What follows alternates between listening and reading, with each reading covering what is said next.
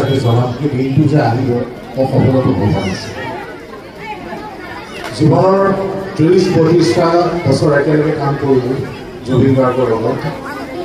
গান কি বস্তু সংগীত কি বস্তু নাটক কি বস্তু চিনেমা কি বস্তু আমাৰ বয়সৰ 1-1.5 বছৰ ডিফাৰেঞ্চ সেই মানুহজনে মোক পথ দেখুৱাইছিল বহুত ক্ষেত্ৰত আৰু এই যে যতীন বৰাৰ বিষয়ে কথা পাতি আছোঁ জুবিন গাৰ্গৰ হিয়া দিয়া নিয়া গানটো নোহোৱা হ'লে বিধাতাৰ গানটো নোহোৱা হ'লে নায়কৰ সেই গানটো নোহোৱা হ'লে যতীন বৰাকীটো যতীন বৰা হ'ব নোৱাৰিলে আজি তোমালোকৰ লগত যে পৰিমা মই এটা কথা কৈছোঁ তোমাৰ লগত অসম আছে গোটেই অসমৰ ৰাইজ আছে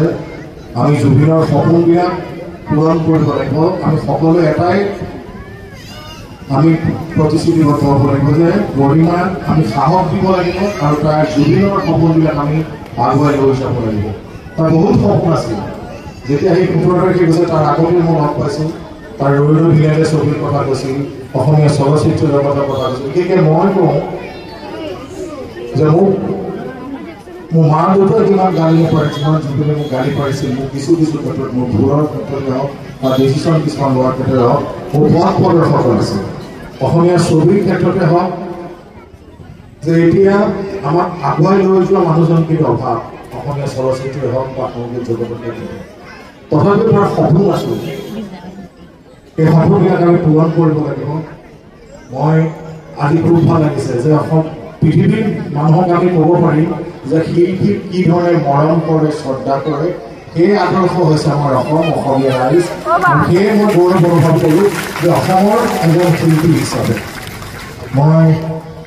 আৰু বিশেষ নকওঁ জুবিনৰ বিষয়ে কি ক'ম এখন সম্পূৰ্ণ নোহোৱা কিতাপ তাৰ বিষয়ে কৈ আপুনি সময় কিমান সময় যাব আপুনি নিজেই ক'ব নোৱাৰিম মই যিটো মোৰ নিজৰ ক্ষেত্ৰতে দেখিছোঁ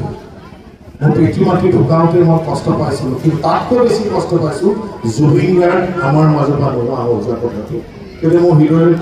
বহুত ক্ষেত্ৰত মই কেইবাদিনো সপোনতো দেখিছোঁ তাৰ সপোন আছিল আমি এটাই কাম এতিয়া কৰিব লাগিব নতুন প্ৰজন্মক মই অনুৰোধ কৰিম যে জুবিন গাৰ্গৰ সংগীত জুবিন গাৰ্গৰ চিনেমা আমি আগুৱাই লৈ যাব লাগিব পৃথিৱীৰ দৰবাৰত আমি স্থাপন কৰিব লাগিব এই মোৰ অনুৰোধ সকলোকে আৰু বিশেষ একো নকওঁ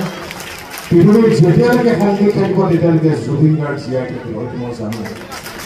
মই বিশেষ একো কথা আত্মাই শান্তি লাভ কৰক আজি এটা মাহ তাৰপিছত এবছৰ হ'ব